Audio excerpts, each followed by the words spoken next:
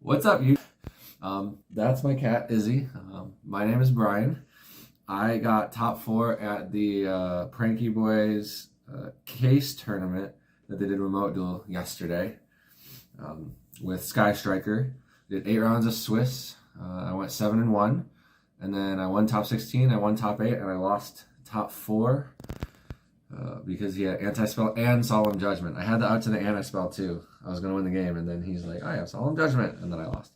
But it was fun. It was good. I played 42 cards, and I hate myself for it, but it's okay because math isn't real.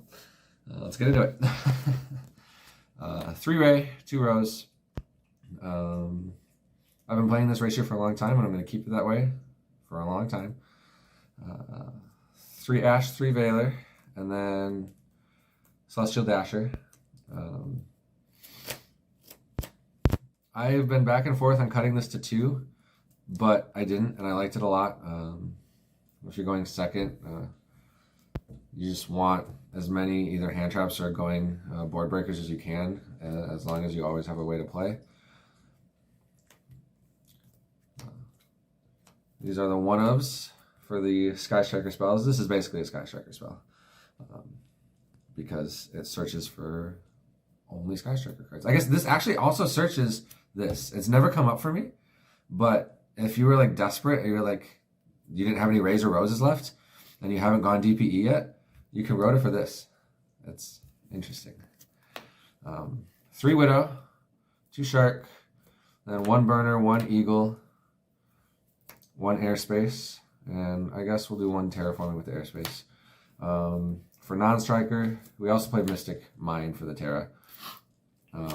Yeah, my wife is looking at me because she hears me complain about this card all the time.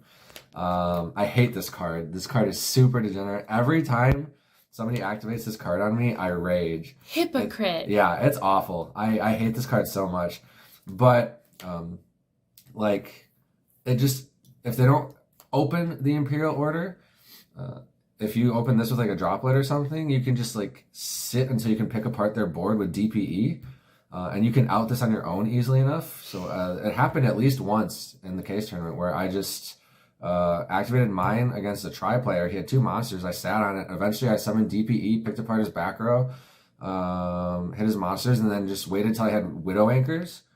And then I had game because I had a roll to out my mine, and I just widowed both of his monsters, made access code, and it was just easy. So yeah, I hate this card. It shouldn't exist, but playing it helps you live long enough to kill your opponent. So that's the Sky Striker spell lineup, and then the degenerate stall until you can win. Non-striker spells, I played 3 droplet. I had to give them back to my friend. And then I finally own a set of droplet. I picked up a set, but somebody else is using them today. So there's those 3 prosperity, 3 fusion destiny. And then for the last hand traps, I played 3 imperm. And so those go with the Ash Veiler. Cards Insane. I banish 6 off this all the time. It's prosperity. I'm a new fan. I used to hate on prosperity all the time. I have said Desires was better, and I'm a full convert. Prosperity is insane. And then I main decked, and this turned out to be a real pro move. 3 evenly match. I haven't like even sided this card for a while, and I was fiddling around with it on like Thursday or something, and I just, you know what, this card seems like it'll be okay, we'll play it. And then after work, I didn't have time to really give my deck a lot of thought on Friday because I only had like 20 minutes. So I just looked at it. I did the math on 42 cards, and there's only like 1.5% chance less of opening one of your 8 starters and 6 cards. And if you like include doing like fusion destinies or your airspace stuff, the 2 extra cards didn't make a lot of mathematical difference. So I decided not to bother trying to figure out what to cut, and I just played 42 cards. So this was 40, 41, 42. And this card stole a lot of game 1s whenever I drew it that might have been unwinnable otherwise, and I'm very pleased that it was in my main deck, and it is going to stay there for a while. So that's the main 42. The extra is not too different. 3 Kagari, 2 Shizuku. Yeah, I'm still on 2 Shiz. We'll come back to that. 3 Hayate still, 1 Kaina, 1 Zeke. And then I did play Hulk and Celine, and these cards are very good. I'm so glad I had them and not Phoenix Unicorn. They facilitated just a lot of winning games for me this tournament. They worked out really well. So then I played the Access Code and then the Verte and the DPE for the 15th. So just a quick note, I've been playing 2 Shiz and 3 Hayate for almost like over a month, and it's been very, very good, and I haven't really complained about it a lot, but I'm starting to see more striker players, so I'm going to be playing more mirrors, and I do think 3 Shizuku is better in the mirror than 3 Hayate. This is the only cuttable card in the extra deck. We're keeping these. So my logic going so far has been mid and late game, Hayate is better because you can poke for damage.